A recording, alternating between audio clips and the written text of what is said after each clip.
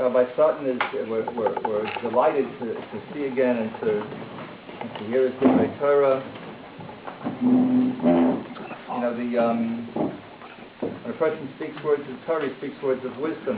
To receive that wisdom, we have to make a vessel to receive the wisdom.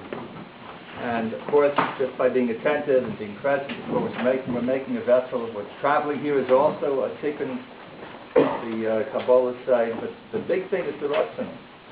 We have to have a ratzon, we have to have a desire and will to use what we hear to connect to Hashem and to relate to any shir that we go to, and especially a shir like this is really a vehicle to connect to Hashem, not because the Tikar HaDveikus, the main connection, the way of connecting to Hashem that we have is through music. So we also have the music of the Torah, and we have the music of our dear friend Andy Statman, who was kind enough to join us tonight and play some his wonderful music for us to connect to. So it should all be a way to connect to Hashem. The theme of the talk tonight is Ein Od Milvadoi, a pervasive theme, and especially in Hasidus, although it certainly precedes Hasidus, the concept that there is really, not only is Hashem the only God according to the simple understanding of the verse, but Hashem is the only reality. And it's a concept that we find in the Shalah and the Maharal of Prague, and certainly in Baal Shem Tov and his Talmidim, especially in Chabad, in Breslov. Also, Rav Nosson discusses it and looks at the halachas in a certain place. So this is a huge theme, and it's a very central theme. And in being here and hearing what Rav Sutton has to say, we should be zocheh to taste and see, as the psalmist says, the goodness of God, the omnipresence of God. And without further ado, Rabbi Sutton. Myrav will be at 9 o'clock, and we'll all connect to Hashem with Myrav. That's our half-hour break. Okay. And then we'll rebuild for another half hour after that.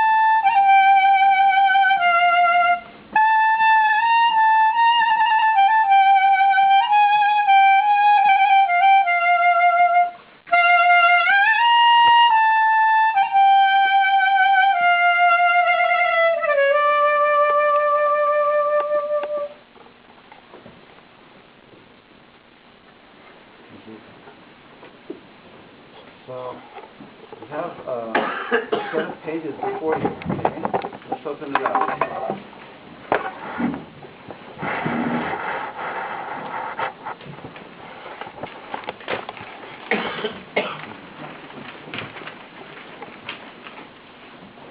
There's some more here.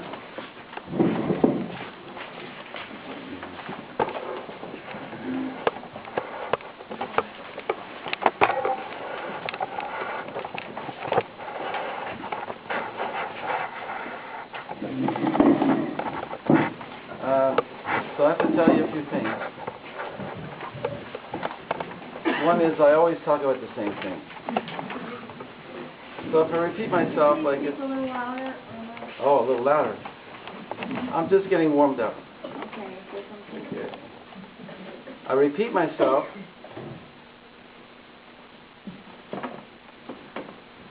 because the more I understand these things, the more they become meaningful to me. The idea of talking about God, of expanding our concept of God, of not limiting God, of freeing God from any categories that I think that He lives in, is a big thing by me. So the more I experience that, the more I want to share it. So I want to talk about one of the most amazing concepts that we have in the Torah. The movement from the 3 verses that I have here on the first page. Please look at it, glance at it. The first verse is Shema Yisrael. Hashem Elokeinu Hashem Echad. As you know, we close our eyes and we cover our eyes when we say it. We've spoken about that here in this shul, and it's like a real constant recurring theme. It's something, again, we do it every day. And I speak about it whenever I come here, in one way or another. Hashem Echad. What does it mean that God is one? So you see in the translation there at the top, I'm not satisfied with Hear, O Israel, the Lord our God, the Lord is one. So what I open it is, I open it up a little bit. The infinite eternal being, who is beyond anything we can know or imagine, is our God. The ultimate director who allows us to know Him in and through the events of our lives. So that's Hashem Elokeinu means. Hashem is the transcendent one who is above. We can't conceive of Him, but because He allows us to know Him as the director of the events of our lives, it's through the events of our lives that we can make a hekesh, we can make a jump to that if there's a director, if there's an author here to our lives, that our lives are meaningful, each one of us and all of us together, that all of history moves towards something, and it's a lesson plan. There's an incredible lesson plan behind this.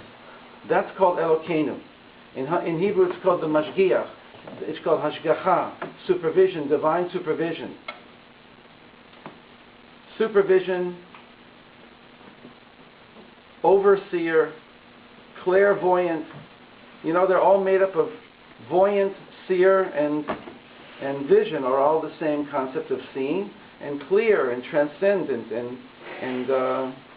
and super are all overseeing and totally governing what's going on. That is a threatening idea to a lot of people, but it shouldn't be. Our Shulchan Aruch starts out where it says, "Yitgaber ka'ari la'amod